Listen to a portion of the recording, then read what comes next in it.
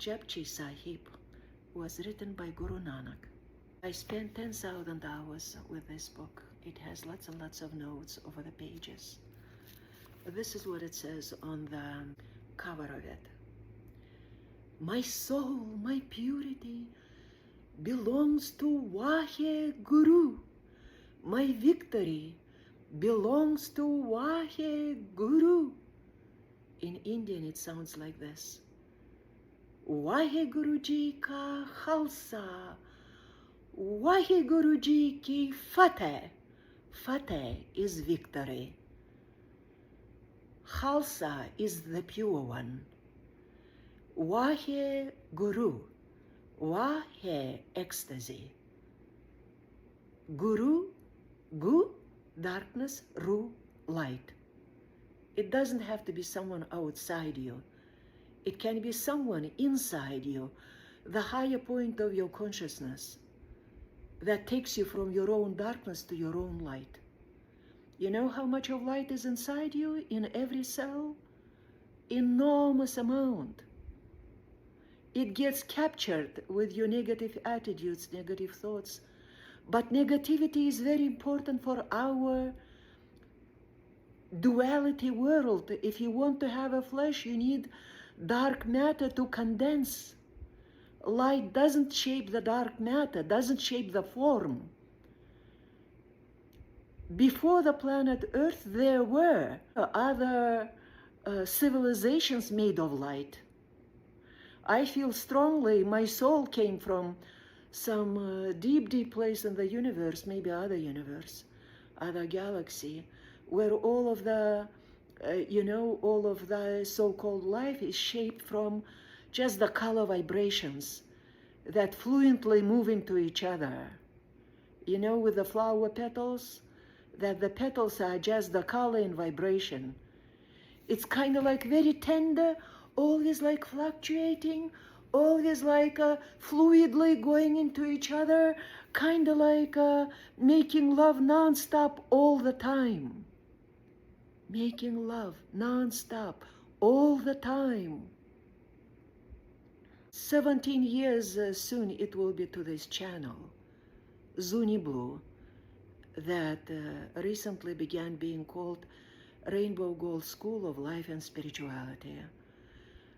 About 17 or 16 years ago, there was some famous man, and that man from New York commented on one of my videos early on. It was one of the dancing videos. And he said, he gave a compliment. He said, it seems you have a direct connection through your body to the source. Our consciousness is powerful beyond belief. We talk about 4 bodies. This is your physical body. Your emotions are inside and out here, on the stretch of your stretched out arm. And then your mental body is just far beyond, covers all the earth. But if you have developed consciousness, is like covers far, far beyond into a different galaxies. Like I do remember some parts of the place where I came from. Some of our souls are so ancient. They've been through many different places, you see? So that place that made us of this fluctuating color and vibrations is not the only place where I've been. I've become aware of that place when I was sitting in Sedona, Arizona, in this shamanic workshop. And our teacher, Eileen Newman, she's the author of the very many novels, romances, and she's also one of the authors of the very first medical astrology books. It's a really big one, blue book, medical astrology. She did a lot in her life, wrote quite several books on homeopathy, Eileen Newman. So it was her workshop, and we had a fire in the middle, and we were sweating, and she was using red willow that she gathered somewhere, either Ireland or some places of old wells in Europe. She was using that red willow, and she was sprinkling it over the fire, and that emanation from that smell was helping us to see with our third eye. Third eye was opening. I literally witnessed how the top dissolved, disappeared, lifted up and dissolved.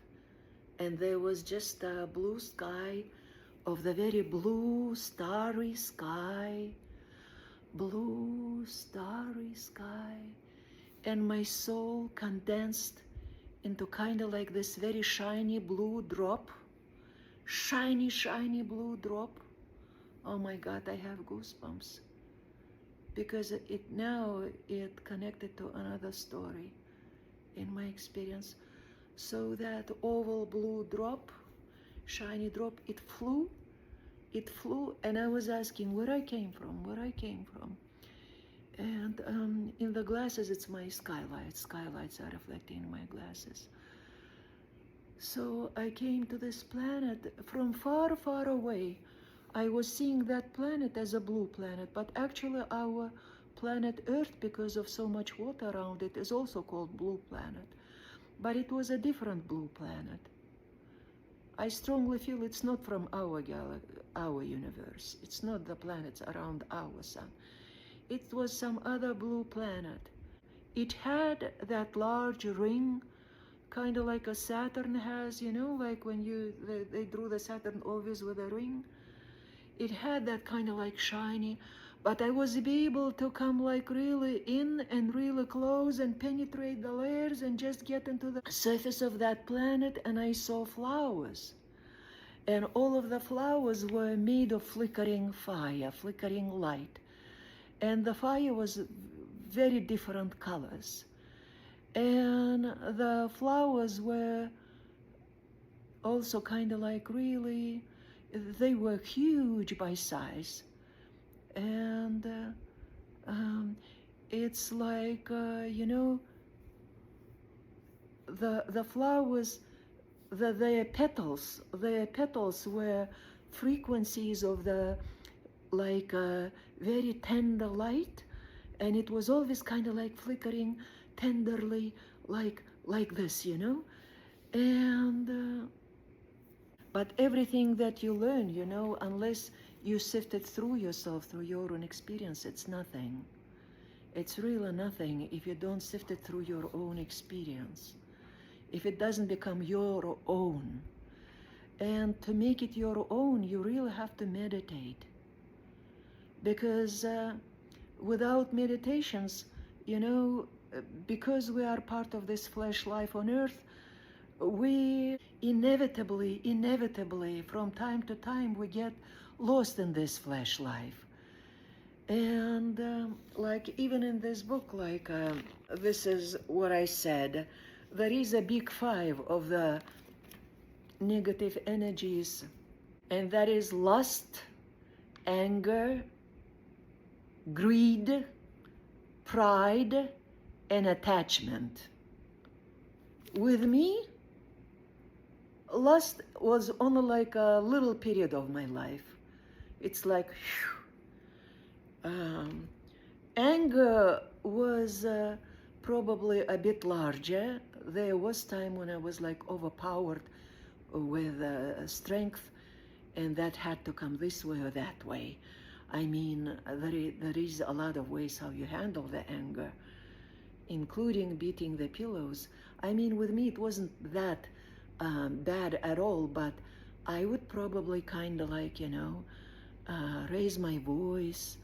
That's how I hurt my son a lot, because at that time, I didn't know he had very sensitive ears. And when you have extremely sensitive ears, you know, then and even like listening to loud rock and roll music, it also can hurt your ears, like hurt those like inner subtle hairs that we have there, protective hairs, you know. And then possibly, if you have a developed ear, you already hear a lot more than normal people.